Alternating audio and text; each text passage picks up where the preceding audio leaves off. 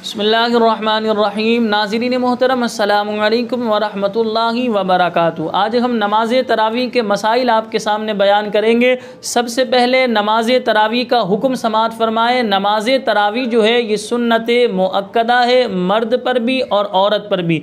इसी तरह नमाज तरावी सुन्नत मुअक्कदा है और इसकी जमात सुन्नत अलल किफ़ाया है, यानी अगर मस्जिद के अंदर जमात हो गई तो बाकी अफराद बरी उस ज़िम्मा हो जाएंगे। लेकिन मैं यहाँ आपको तरगीब नहीं दे रहा, अगर आप जमात से पढ़ेंगे तो ये बहुत अच्छा है, इसमें बरकतें रहमतें नाजिल होंगी।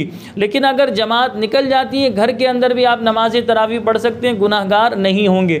नमाज तरावी की 8 रकातें या 20, तो लिहाजा ये 8 रकातों के हवाले से गलत फहमी है। टोटल नमाज तरावी की 20 रकातें हैं और नमाज तरावी पूरा रमज़ान अदा करनी है। 5 रोज़ा या 10 रोज़ा पढ़ लेने के बाद भी मुआफ़ नहीं है, आपने बाकी अय्याम में भी नमाज तरावी अदा करनी है। एक बार नमाज तरावी में ख़त्म कुरान करना ये सुन्नत मुअक्कदा है। अगर किसी की नमाज तरावी फ़ौत हो जाए, यानी फ़ौत होने से मुराद नमाज तरावी का वक्त निकल जाए, तो अब ऐसी सूरत में नमाज तरावी की क़ज़ा करनी होगी या नहीं। तो फ़ुक़हाए किराम इरशाद फरमाते हैं नमाज तरावी की क़ज़ा नहीं है। अब ऐसी सूरत में इंसान जो है, ज़ाहिर सी बात है क़ज़ा नहीं है, तो अब ऐसी सूरत में इंसान बरी उस ज़िम्मा है। इसी तरह लोग मालूम करते हैं कि अगर नाबालिग बच्चे को इमाम बनाया हुआ है और वो नमाज तरावी पढ़ा रहा है, तो अब ऐसी सूरत में बालिग अफराद नमाज तरावी अदा कर सकते हैं। तो याद रखें, बड़ा नाजुक मसला है ये। नाबालिग जो है जब इमामत करेगा तो बालिग अफराद उसकी इक़्तिदा नहीं कर सकते। जितने बालिग अफराद पढ़ रहे होंगे उनकी नमाज अदा नहीं होगी। हाँ, नाबालिग बच्चे को इमाम बनाना चाहिए और नाबालिग बच्चों को ही उनके पीछे खड़ा करना चाहिए, ताकि ये जो छोटे बच्चे हुफ़ाज़ होते इन ये कुरान पाक भूले ना और इनके अंदर जो है महारत पैदा हो, कॉन्फिडेंस इनके अंदर पैदा हो। तो लिहाजा एक झिझक होती है, घबराहट होती है। जब बार बार इंसान कोई काम करता रहता है, वो इंसान की झिझक ख़त्म होती है, घबराहट ख़त्म होती है। तो छोटे बच्चों को नमाज तरावी पढ़वानी चाहिए और छोटे बच्चे ही उनके पीछे समाअत करें। बालिग अफराद नहीं पढ़ सकते, अगर बालिग अफराद पढ़ेंगे उनकी नमाज तरावी अदा नहीं होगी।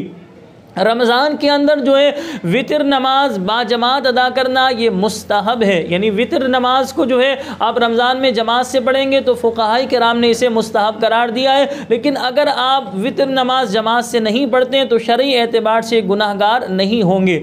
एक शख्स नमाज तरावी पढ़ाए, दूसरा शख्स जो है इशा के फ़र्ज़ पढ़ाए और वितर पढ़ाए, क्या ये जायज़ है? बिल्कुल जायज़ है। एक शख्स जो है नमाज तरावी पढ़ा ले, दूसरा शख्स जो है, जैसे हमारे यहाँ मसाजिद में बाज़ दफ़ा ऐसा होता है, मस्जिद के जो इमाम होते वो हाफिज़ कुरान नहीं होते, दूसरे बंदे को यानी हाफिज़ कुरान को बुलाया जाता है। इमाम साहिब 4 फ़र्ज़ पढ़ाते हैं इशा के और 3 वितर जो है वो जमात से पढ़ाते हैं। बाकी जो हाफिज़ साहब आए हुए हैं मेहमान, वो लिहाजा नमाज तरावी पढ़ाते हैं। तो इस तरह करना शरई एतबार से जायज़ है। अगर नमाज तरावी अदा कर रहे थे और उसमें यानी कि नमाज तरावी में जैसे कुरान मजीद की तिलावत की, लेकिन नमाज तरावी किसी वजह से फासिद हो गई, कोई ऐसी हरकत की जिसकी वजह से नमाज तरावी फासिद हुई, तो शरई एतबार से फ़ुक़हाए किराम इरशाद फरमाते हैं अब ऐसी सूरत में कुरान मजीद जितना इन रकातों में पढ़ा गया है उस कुरान पाक का इआदा किया जाएगा, यानी अगली रकात जब आप पढ़ाएंगे उसमें इस कुरान पाक को आप लौटाएंगे, यानी दोबारा से पढ़ेंगे। तो लिहाजा ये नमाज तरावी के हवाले से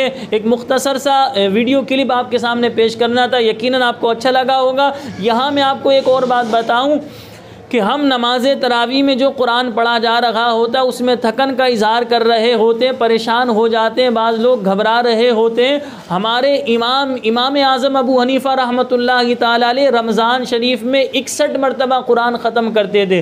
आपकी कुरान पाक से कैसी मोहब्बत थी कि एक कुरान दिन में ख़त्म करते, एक रात में ख़त्म करते और एक कुरान पाक नमाज तरावी में ख़त्म करते। तो इमाम आज़म अबू हनीफ़ा रहमतुल्लाहि ताला अलैह कुरान पाक से ऐसी मोहब्बत फरमाए और हमारा हाल ये है कि हम कुरान मजीद की तिलावत ना करते हैं और अगर कोई करे तो सुनते भी नहीं। नमाज तरावी साल में एक दफ़ा पढ़ी जाती है, उस नमाज तरावी को भी हम छोड़ रहे होते हैं। ऐसा हरगिज़ ना करें। मुझे अपनी दुआओं में याद रखिएगा। अस्सलामु अलैकुम व रहमतुल्लाहि व बरकातुहू।